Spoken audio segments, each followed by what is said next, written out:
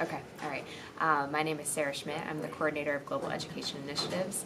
The Office of Global Initiatives was established in December of 2015 when I was brought into this position. What is study abroad? Study abroad is an overseas academic experience. So students from Kent State and other universities can go to another country and take their normal classes and then transfer those back to Kent State.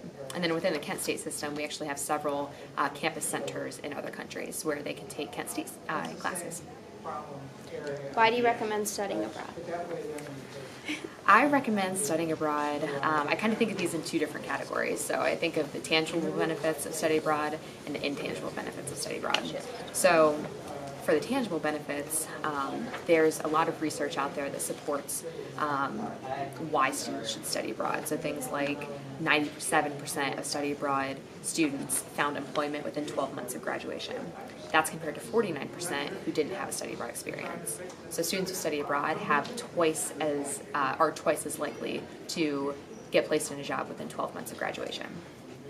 100% of study abroad students saw a boost in their GPA when they returned. This is another study that's out there. There's also studies that show the intangible benefits too, so like increased maturity, increased tolerance for ambiguity, increased empathy. And then personally, and I can say this from my own experiences abroad, but also just anecdotally of students who come back and talk about their experience abroad, that it fosters a sense of global citizenship. And so that term means that rather than thinking of ourselves as part of our local community or even our national communities, like thinking of ourselves as American, we start to think of ourselves as part of a global community.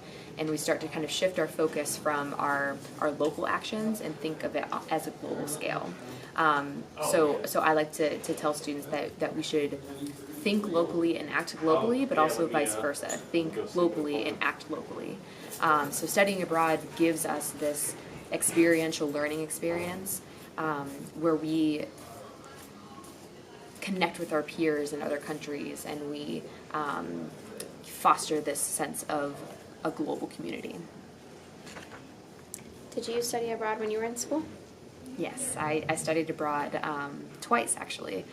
So I studied abroad in my undergrad in Kenya, and this was actually my first extended trip abroad. I had been to like Niagara Falls and just like vacations in Mexico, but Kenya was my first extended experience abroad, and so what that did for me was it helped shift that focus, right, from a local mindset to a global mindset, and it started building this awareness of the things that are going on in the world and the issues in the world. So I went to Kenya to learn Swahili, which I thankfully did do. Asante sana. And then in my graduate program, I studied abroad for a second time in the Middle East. And the Middle East trip was a little bit different. I went on a refugee advocacy trip, and so it was a little bit of a different focus. It was for credit, but with it being an advocacy trip, we went for a specific project. So we went to map a community of refugees and asylum seekers to learn about where they were from, why they had settled in that particular area, and what the needs of the community were. So that we could take that information to organizations that work directly with communities to help them better serve the needs of the community. And so when I compare these two experiences, Kenya and the Middle East, Kenya helped to make that initial step to kind of broaden my perspective and start to think internationally. And then the Middle East experience helped me to identify the power dynamics in the world and really to kind of open my eyes to the oppression that exists in the world. And so they did very different things for me. And so the combination of those two things kind of brought me into my career path, working in global education. So as much as I possibly can, I take this position in global education and use it to foster a sense of global social justice. So it's kind of the combination of my two longest trips abroad.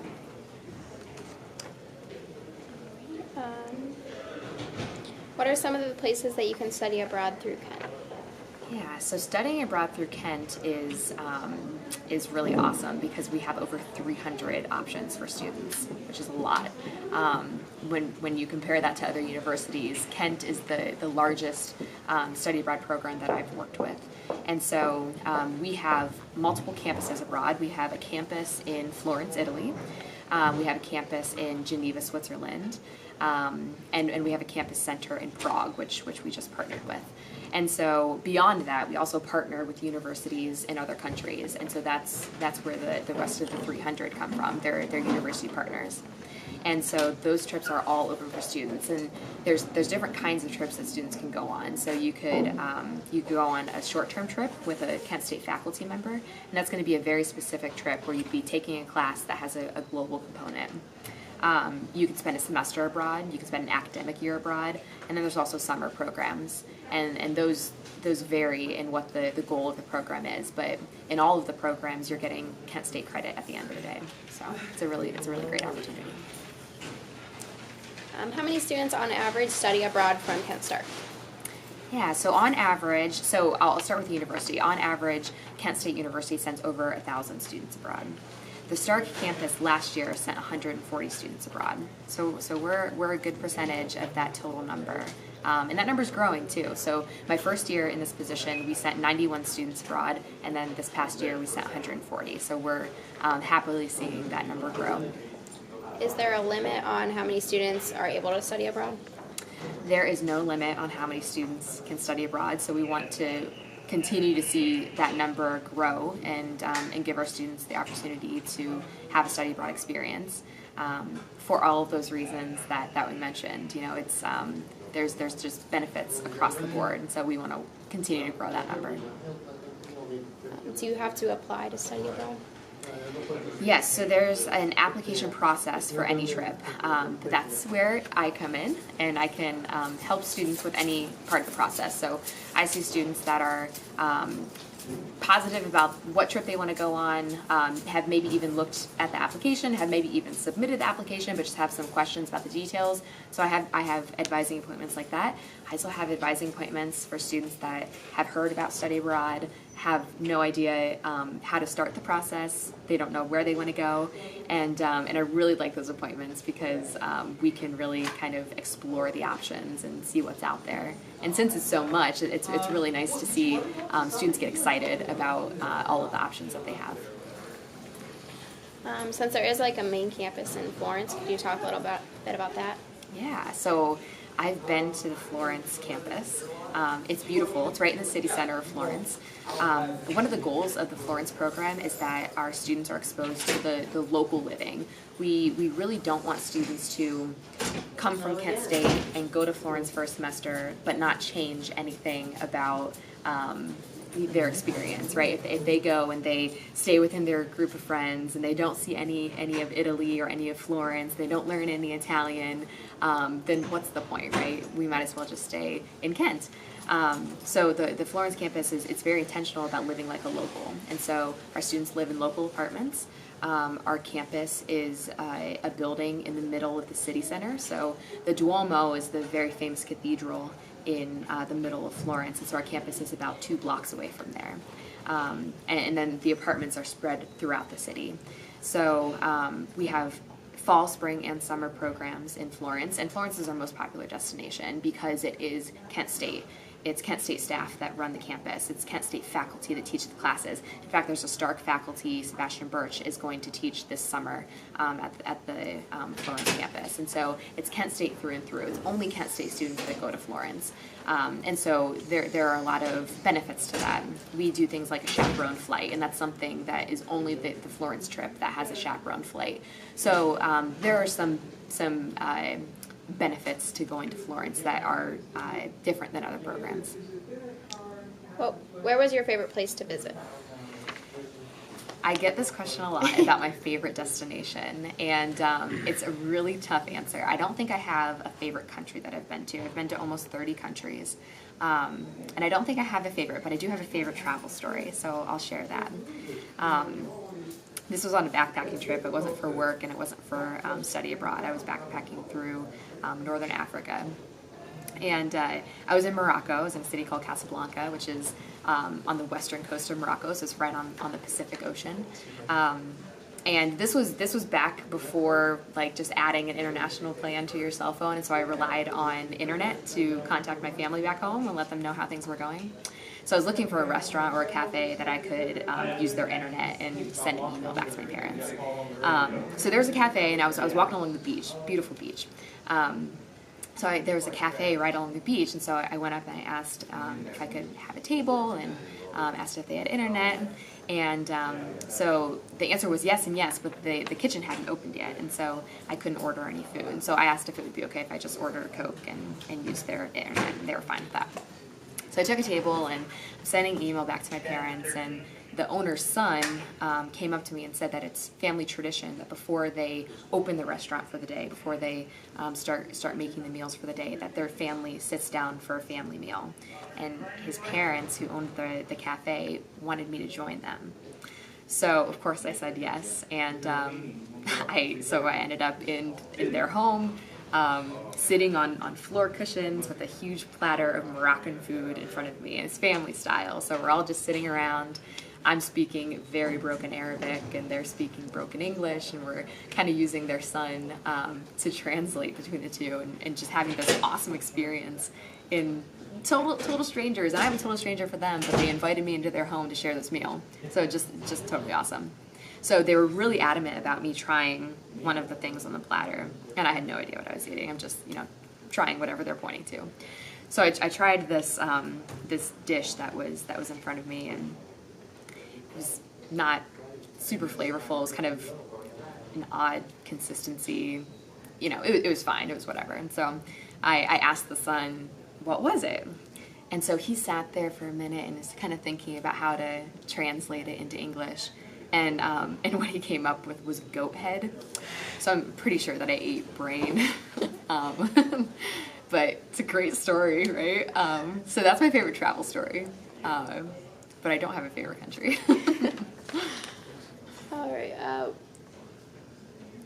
All right, so what made you want to become the study abroad coordinator? Yeah. So after my Kenya study abroad experience, I knew that I wanted to work internationally. I just didn't know what that would look like. So I took a couple of years after I graduated from undergrad and kind of used that time to figure out what I wanted to do, and traveled a lot more and kind of found myself, I guess. And so my experience before going to graduate school was in higher education. And then I decided to go to graduate school because I wanted to, at the time, I wanted to do humanitarian work. So I wanted to do like UN peacekeeping missions, or, acute relief missions, like after disasters or in post-conflict zones and that sort of thing, like human rights type work. So I did a graduate program in ethics, peace, and global affairs. I studied world peace in my master's degree. And so while I was finishing my master's, I was working for the university for a Center for Islam and Peace. And so it was like this perfect combination of my experience in higher education, but doing advocacy work in an international way. And so moving forward from that, global education became more of a focus for me, because I just think education is one of the most powerful tools that we have, and we can use education to do some really awesome things. And so to take education to foster that mindset of global citizenship is a really cool thing, and that's really what global education does. So I started looking for positions in global education, and that's how I ended up here. I think that was all the questions that we had for today. Did you want to add anything else at all? You should definitely study abroad. Come to see us in global initiatives. No, but seriously, studying abroad is an amazing opportunity. And when you're a student, it's the time to do it. It's before life gets really complicated. Not that life isn't already complicated, but there's scholarship money to help fund it. A lot of students go abroad without paying anything out of pocket, and traveling can get expensive. So if there's a way to do it for free, then definitely take advantage of that. All right. Did either of you have any other questions that you thought of? Do you guys have semester at sea? Yes. Because I know So- I went to Bowling Green for 2 years, and my buddy did it. He said it was the best experience ever. Yeah. So Kent State does not have a direct semester at sea program, but we're part of a consortium of other Sure. state schools in Sure. Ohio. So through the consortium, we can do semester at sea. So you would end up with Kent State credit, but we would have to go through Sure. some other channels. Yeah. That's awesome. Yeah. Do you really stay on a boat? Yeah. It's like a cruise ship. It's like a It's cruise. yeah, my buddy, he said it was like that time of his life. Do you Yeah. stop But places? you have to Uh-huh. you have to raise extra money for that and stuff. It's probably one of the most expensive Yeah. study abroad experiences. But I mean, he said it was like It's a the, Wow. semester long cruise. Yeah. that's what I really wanted to know. What the heck? I'm gonna do that. That's awesome. Alrighty. Well, that was all the questions we had for today. All right. Great.